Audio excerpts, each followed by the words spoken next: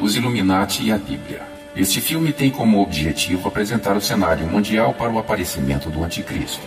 A consumação do século predita por Jesus está muito mais próxima do que a maioria das pessoas pode pensar.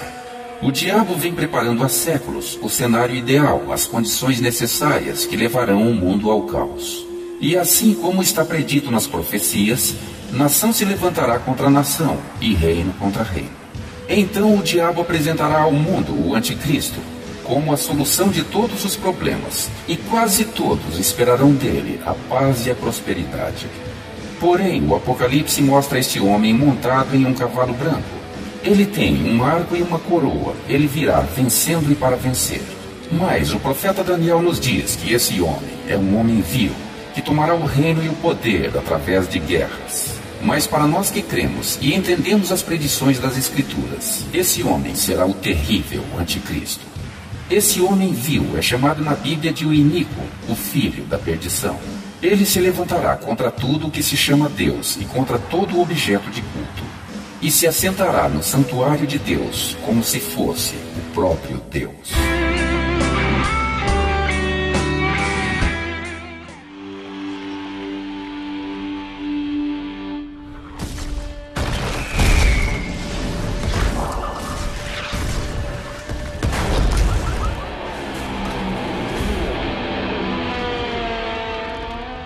O livro do Apocalipse prediz o fim do mundo.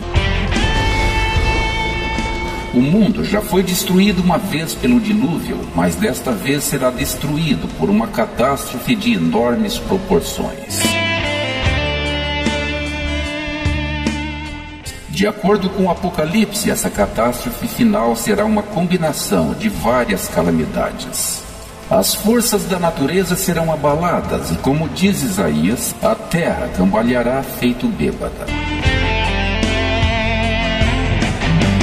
Diz o Apocalipse que o sol se tornará negro como um saco de crina, a lua se tornará como sangue, as estrelas do céu cairão pela terra e o céu vai recolher-se como um pergaminho quando se enrola.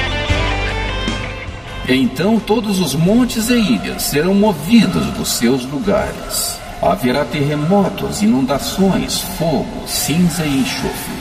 200 milhões de demônios que estão atados junto ao rio Eufrates serão soltos e sairão para atormentar e matar a terça parte dos habitantes da terra. Outros milhões de demônios sairão do poço do abismo. Serão semelhantes a gafanhotos com couraça de ferro e com veneno de escorpiões. Serão soltos do poço do abismo para atormentar a humanidade. O cavaleiro do cavalo vermelho tirará a paz da terra e trará a guerra. Haverá uma guerra de proporções jamais vistas. Será a terceira e última guerra mundial. Como disse Jesus, nação se levantará contra nação, e reino contra reino, e haverá terremotos em vários lugares. Um cavalo amarelo, montado pela morte, será seguido pelo inferno, e matará a quarta parte dos habitantes do planeta pela espada, pela fome, com a mortandade e por meio das feras da terra. Por isso as feras se multiplicarão para comer os corpos dos mortos que ficarão estendidos sobre a terra.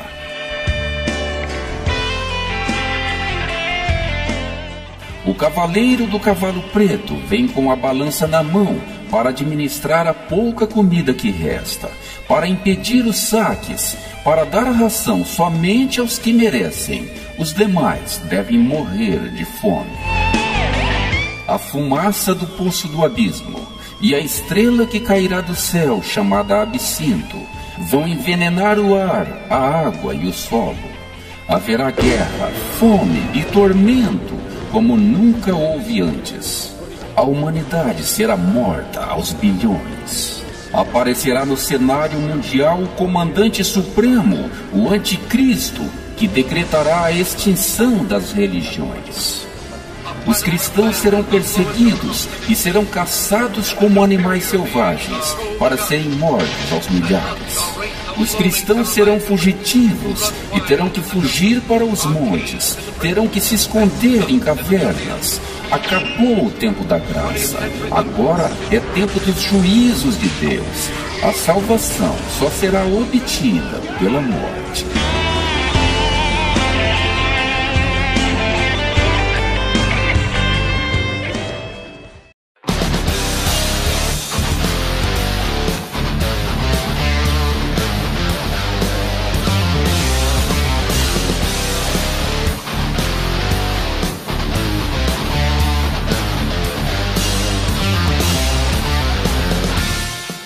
A existência do anticristo é um fato inegável diante da Bíblia. Mas se o anticristo existe, de onde ele vem? E por que motivos ele deverá vir? Tudo começou na queda do homem no jardim do Éden, quando a serpente enganou Eva para comer do fruto proibido. Então o Senhor Deus disse à serpente: visto que isto fizeste, maldita és entre todos os animais domésticos, e o és entre todos os animais selváticos. Rastejarás sobre o teu ventre e comerás pó todos os dias da tua vida. Porém inimizade entre ti e a mulher, entre a tua descendência e o seu descendente. Este te ferirá a cabeça, e tu lhe ferirás o calcanhar. Aqui temos duas descendências inimigas. O descendente da mulher é Cristo. A descendência da serpente é o anticristo.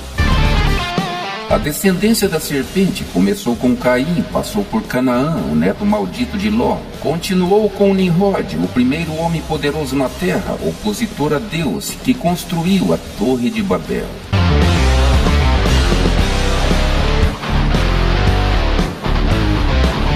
Salomão foi um rei de Israel, filho de Davi, o homem segundo o coração de Deus. Mas como o diabo tenta todo homem, tentou também a Davi, pelo sexo proibido. Davi, certo dia, viu uma linda mulher tomando banho. Ela se chamava Betseba, e Davi enamorou-se dela. Betseba era esposa de um de seus soldados, a quem Davi enviou para ser morto na frente de batalha, por causa da mulher. Com Betseba, Davi teve um filho chamado Salomão. Salomão foi fruto de um pecado, mas Deus é misericordioso, amou e abençoou Salomão, e lhe deu sabedoria e riqueza. Assim Salomão foi um grande sábio e um rei muito poderoso de Israel. Mas Salomão também foi atraído pelo diabo, através do sexo proibido, e assim Salomão passou para a linhagem maldita da descendência da serpente. Salomão amou muitas mulheres estrangeiras, com as quais se casou, desobedecendo a Deus. Casou-se com as filhas dos povos idólatras, inimigos de Deus. Casou-se com a filha do faraó do Egito, a filha dos moabitas, a filha dos amonitas, dos edomitas, dos sidônios e dos heteus. Eram todos povos adoradores de deuses pagãos. E essas mulheres levaram Salomão a erguer templos a esses deuses. Salomão edificou santuário a Quemos, abominação dos moabitas. E sobre o monte, em frente a Jerusalém, construiu um templo a Moloque, abominação dos amonitas. Essas mulheres estrangeiras fizeram Salomão passar para o outro lado, o lado do diabo. Assim Salomão foi o fundador da sociedade secreta conhecida hoje por maçonaria. Salomão construiu o primeiro templo de Israel dedicado a Deus. O templo de Salomão guardava segredos que só ele e seu arquiteto Irã Abif sabiam. Esses segredos do templo foram os segredos que moldaram a maçonaria, desde os dias de Salomão até aos dias de hoje. Mas que segredos eram esses, tão desejados e tão protegidos? Esses segredos eram a cabala judaica, da qual se originou a maçonaria moderna. Contam os eruditos que Salomão tinha um livro de magia que se chamava A Chave Menor de Salomão. Esse livro existe e é conhecido hoje como Goétia.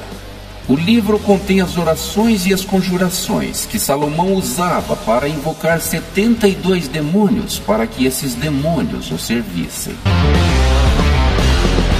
Então, esse era o grande segredo de Salomão: invocar poderosos demônios de outras dimensões para receber poder para conquistar o mundo.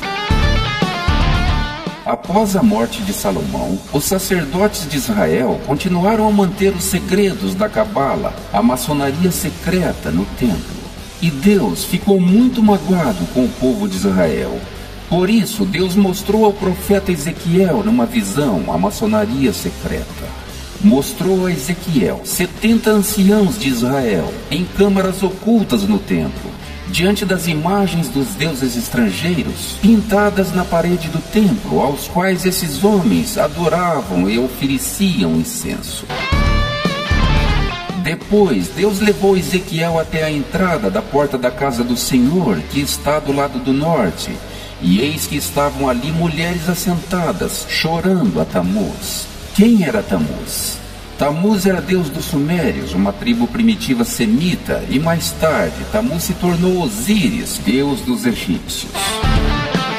Quando o templo de Salomão foi destruído pelos babilônios, os sacerdotes idólatras de Israel esconderam o livro de magia de Salomão no subsolo do templo, e aí se passaram séculos até que esses segredos fossem descobertos pelos templários.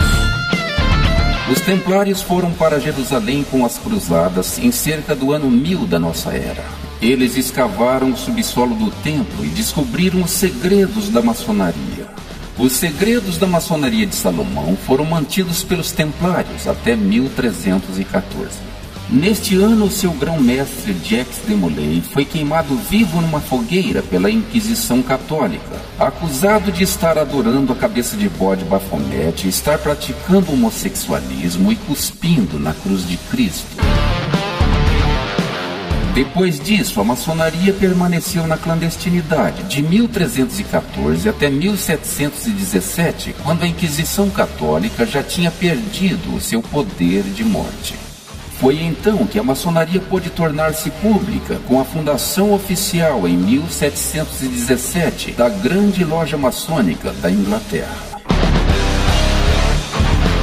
Então, em 1º de maio de 1777, o judeu Adam Weishaupt, financiado pelo banqueiro judeu Meyer Michel Rothschild, fundou a Loja Maçônica dos Iluminados da Baviera.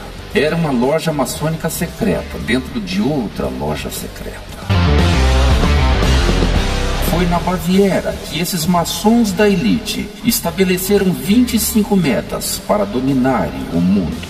Então os iluminados da Baviera se fundiram com a maçonaria da Inglaterra, fizeram um pacto com a família real britânica e se tornaram no que conhecemos hoje como os líderes globais, a elite, os detentores do poder, os Illuminati.